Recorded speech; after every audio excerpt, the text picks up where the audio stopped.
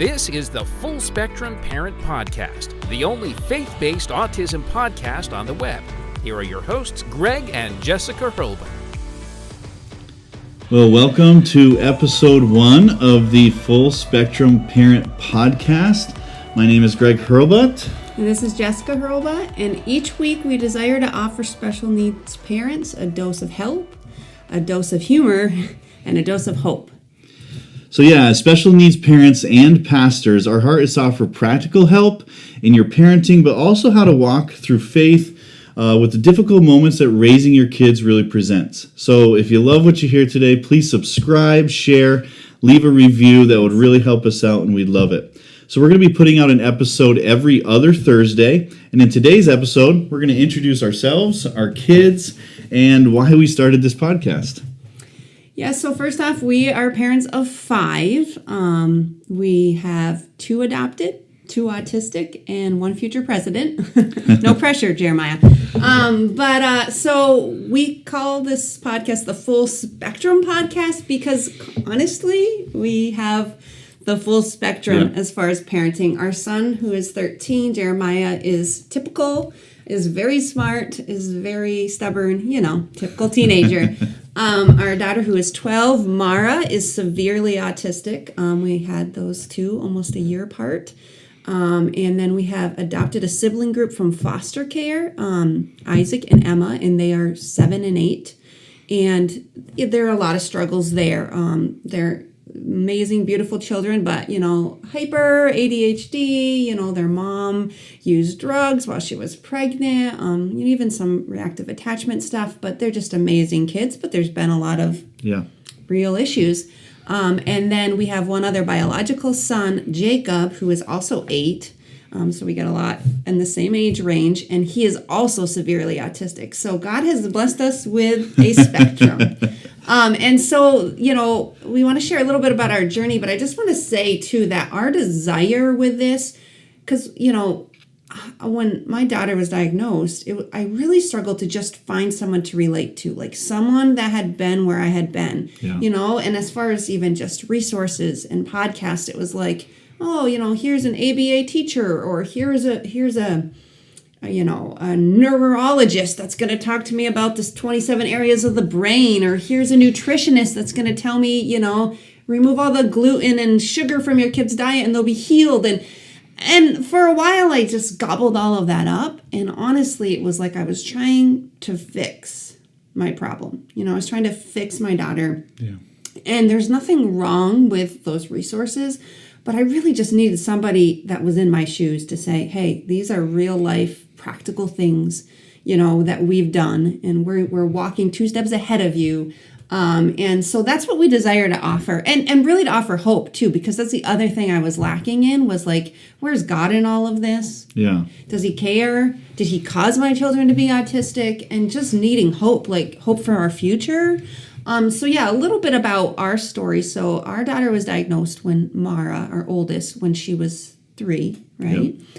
At first, she received early intervention, and, she was delayed in her speech. I remember we went to a doctor's appointment, and they said, your daughter should be saying, I think when she was 2, 50 words, right? Yeah, we were at this doctor's appointment, and the doc, she was always far more hyper than our son was. And, we're kind of still new parents. We had, their birthdays are literally 1 year and 3 days apart. So they were almost right on top of each other. We were new parents, still trying to figure out. Jeremiah was just kind of this happy, kind of lazy kid. He didn't really aspire to walk or crawl very fast, but Mara was up and moving, and she was running. And so by the time she was 2 years old, when we went to this appointment, I remember the doctor said, so does she say 50 words or more? And I literally laughed. I said, she doesn't say any words. Mm-hmm. And the doctor just looked at me funny, like, well, that's not okay. Like, that's not normal.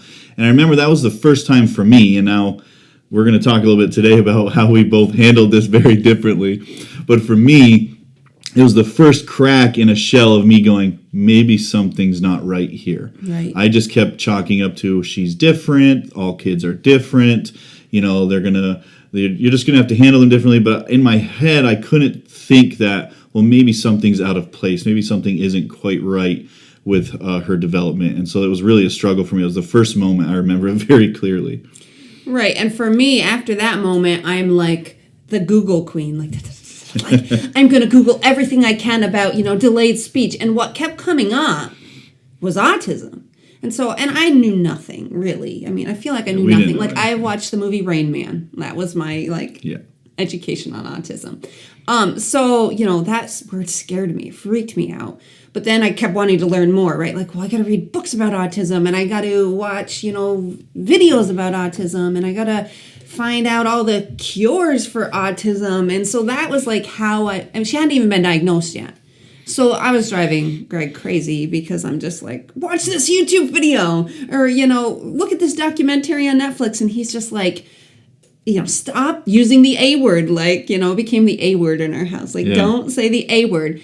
And, but that was how I was processing it. Like this, my goal was, I'm going to fix this. Okay, she's still young, and they always say early intervention, it's so important to get, if you're going to get a diagnosis of autism or anything, for early intervention. And so I'm like, I'm going to be the super parent. Like I got a scholarship and I went to this like autism treatment center. I don't remember what it was called, to be trained how to work with my daughter and play therapy and all of these things. And I'm like, I am going to be like a superhero. I'm going to save the day and I'm going to fix her. And maybe some of you guys feel that way, and it's not wrong. It's not bad. And it's just a way that we are processing this and dealing with it. Now, my husband, on the other hand, was just a little bit different. Opposite of that. For me, I mean, looking back now, even in that moment, if you would have asked me, I would have just thought I was right, because that's my general go-to.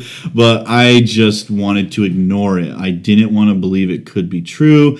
I remember the first time that this group came in called Early Intervention, and they did just a quick assessment of her needs, and it was mostly just around speech. And I don't remember the lady's name. I probably shouldn't say her name anyway. But she said, I'm not supposed to say this to you because I'm not a doctor, but you really need to get her assessed for autism, because I really think this is more than just speech. It's not just a speech problem. And I remember just thinking, what does she know? Like, she's only probably an expert, but what does she know? That was my go-to. It was like, no, it can't be. And part of that, which we'll talk about in many episodes, because it was one of the biggest struggles. In my head, I couldn't wrap around a world where, as a pastor, I served God, I loved Him, I gave my life for the church and for people, and how could this happen to me? This isn't right. This can't be right, because, I'm doing everything right in my life. How could God allow this or cause this? And that was obviously a long struggle for many years to walk through that part of the process. So for me, the best thing right from the get-go, ignore it. And it wasn't really until the diagnosis, which was over a year, just because the way things are processing in the system. Actually, they sent us to this one doctor, psychiatrist in a nearby city, and it was just terrible. We got there, and it was like above his garage, and I thought to myself, what is this like?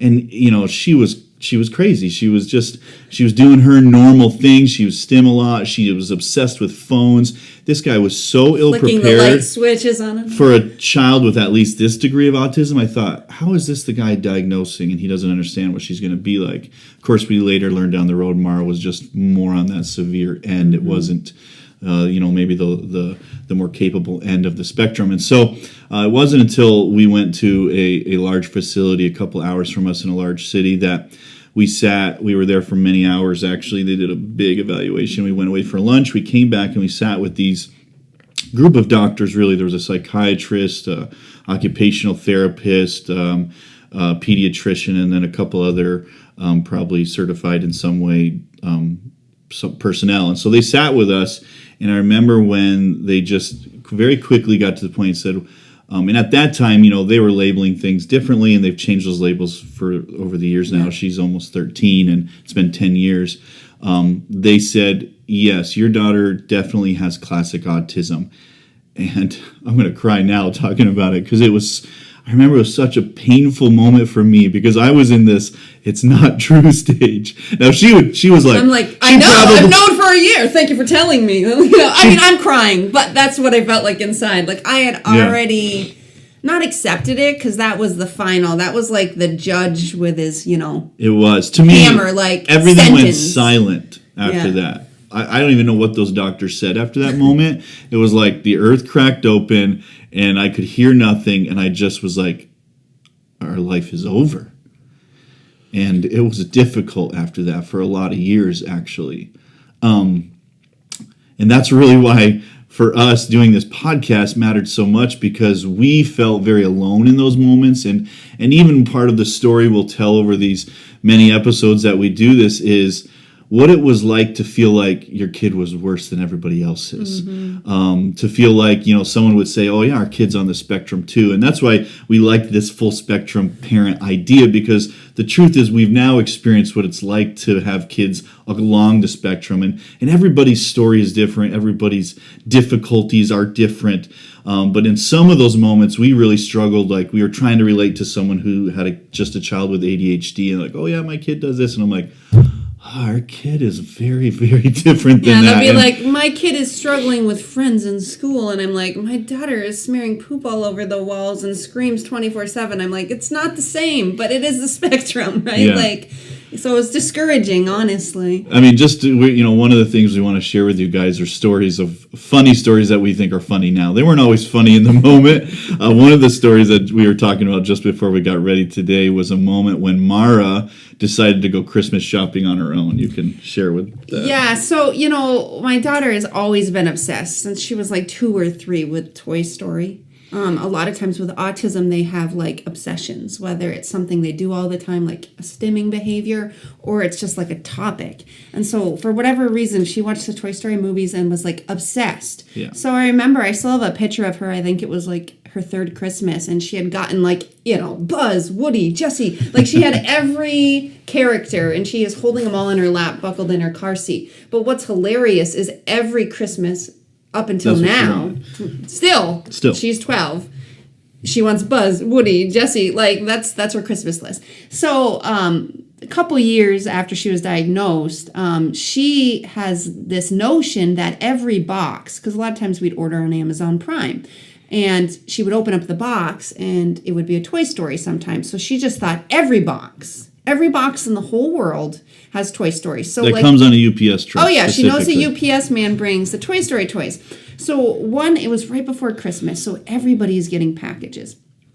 And I had taken the kids outside to play in the snow. And so my kids are playing, and I had a couple like toddlers at the time, and Mara was like maybe 5 or 6. And all of a sudden I'm like, where's Mara? Mara.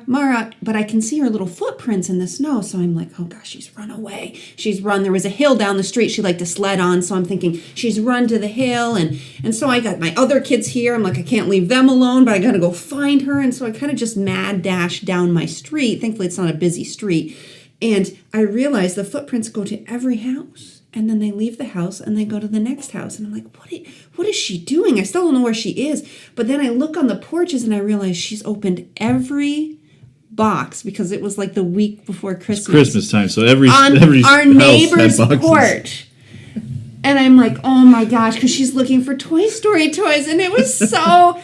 So I finally found her at the end of our road on someone else's porch, opening their box, and I just pull her off of there. I like shove the stuff back in the box, and I just run away. And that kind of was like my go-to, like for a long time, because it was just so humiliating. I was like, I can't even explain to you right now why all of your stuff is open and my daughter's on your porch. Like, I'm just gonna run away. So there definitely were hilarious moments, and there are a lot of hard moments. Yeah, so if you're any of our neighbors that used to live on Elm Street, we're very sorry that our child opened your Christmas packages. Apparently she didn't find anything she liked. She may have also entered your house, but that's another topic. We have endless stories of moments like that, specifically with Mara, Jacob as well.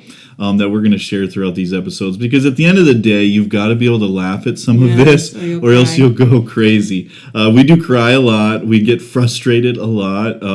My unfortunate go-to emotion, at least internally and sometimes very externally, is anger. I just get angry at the situation or angry at the moment. And it's really hard to be angry at someone that doesn't understand, so it's not really easy to direct it at them. So he just gets angry at me. Yeah, well, in general, I just can be angry in those moments. And the truth is, even learning to deal with that, like as a parent, as a father, who I desperately love my kids, but yet you get this pressure put in your life that squeezes out things you don't want to even recognize you have inside you. And how do you deal with that? How do you actually parent through those things, and how do you love your kids in the midst of really such difficult moments? Yeah, and so just kind of a little bit more about our journey. So our daughter was diagnosed in 2012. And I went from working full-time as a youth pastor to part-time to not at all, because it just got to the point where there was no daycare provider. There was no, friend who could handle her behavior. She had a lot of outbursts, especially when she was younger, a lot of screaming, like kicking and physically violent. Breaking of glasses. And so it just got to the point I was like, I can't work. I need to be home full time. And that was a really hard season for me. Not because I didn't want to be a mom, but because I wasn't being a mom in the typical, like what you picture, right? Like, oh yeah, I have my kids all day. We're going to go to the park and we're going to have, it was hard. It was like I almost needed the break a couple days a week to kind of decompress and be out of that stressful environment. And so along those lines, eventually, God really just started challenging me probably 6 months into being home, because I just kept complaining my life's over. There's nothing, I can't do ministry anymore. I can't be used by you, God. I can't do anything with my life. I just saw no future. And he really just kept saying to me, what is something you can do now that you couldn't do before? Because, I'm here with you in this. There's something you can do now that you couldn't do before. And I'm like, that is a joke. Don't ask me that question. What? I can't leave my house. What do you mean? What is there something I could do now? But like over time, God just started to resurrect this desire in me that I had when I was a teen and even as a kid to adopt. And I thought, if there's ever a time for me to adopt, you might think, well, wouldn't it be when you have a severely autistic child? But the flip side of that was I was home full time.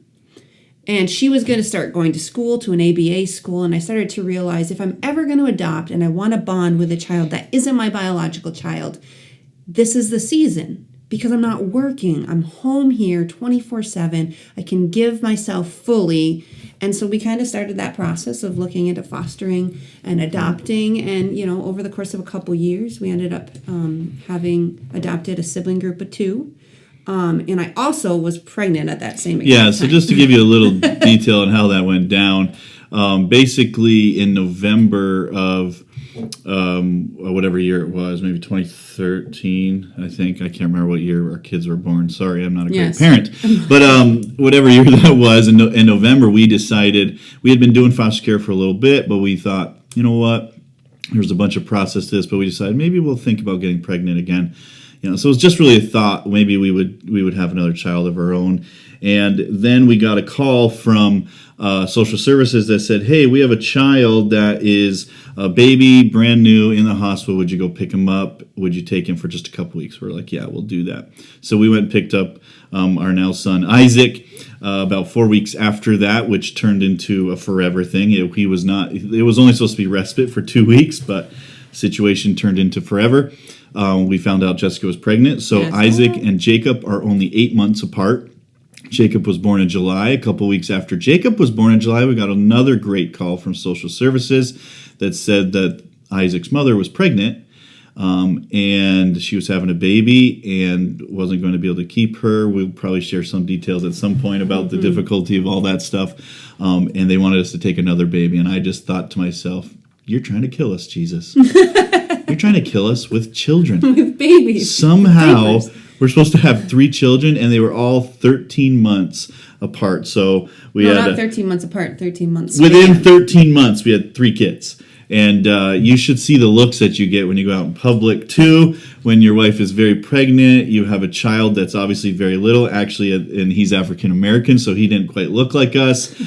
People had all sorts of assumptions, and then they go, wait, you're the pastors of that church over there? I'm confused. Because nobody goes to the nice idea of, I'm sure you're adopting. But anyway, so that's a little bit of that part of the story. Yeah, and so, we kind of went through that baby phase, and my biological son, maybe around the age of 2, he was way different than my daughter Mara, and we thought, he's good. He's quiet, he's happy, he never throws tantrums. He's not autistic, we don't need to worry. And lo and behold, about the same age at 3, we took the same trip to the same developmental center, to some of the same facility, the same conversation, the same, your child is severely autistic, the same lecture, the same ride home, and it was like living your worst nightmare over again, like deja vu. So, we just had to process that, and where's God in all of that, and how can this happen twice? Because that was my big thing. I'm not going to let fear determine my decisions. If I want to have another kid, I'm going to have another kid. They say there's like I don't know what it is, a 20 or 25% chance if you have one child that's autistic, that biologically you could have other children on the spectrum. But I was like, you know what? I'm not going to live in fear, and I am just going to trust God. And then bam. So I was like, how does that work? We'll share a lot more about that in the upcoming episodes as well. So yeah, we're kind of coming to the end of our time today, but we just want to encourage you. You're not alone. No matter what kind of parent you are, no matter where your kids might be on the spectrum, whether they're typical like our oldest son or severely autistic like our 2 biological children, or just have some struggles in life but are wonderful kids like our adopted kids. No matter what kids you have, there's always some difficulties in parenting. It's just the way it is. So we're hopeful to encourage you, to give you some hope, to give you some humor, and really just to kind of share our life with you and how we've walked through these moments. So I just want to read something out of the scripture for you, out of Ephesians 3. It's really a prayer for you as we end today. And just want to thank you again for listening. And again, if you want to subscribe, leave a review, we'd really appreciate that. So this is Ephesians 3, verse 14. This is Paul writing to the Ephesian church. And he says this, "When I think of all this, I fall to my knees and pray to the Father, the creator of everything in heaven and on earth. I pray that from his glorious, unlimited resources, he will empower you with inner strength through his Spirit. Then Christ will make his home in your hearts as you trust in him. Your roots will grow down into God's love and keep you strong. And may you have the power to understand, as all God's people should, how wide, how long, how high, and how deep his love is."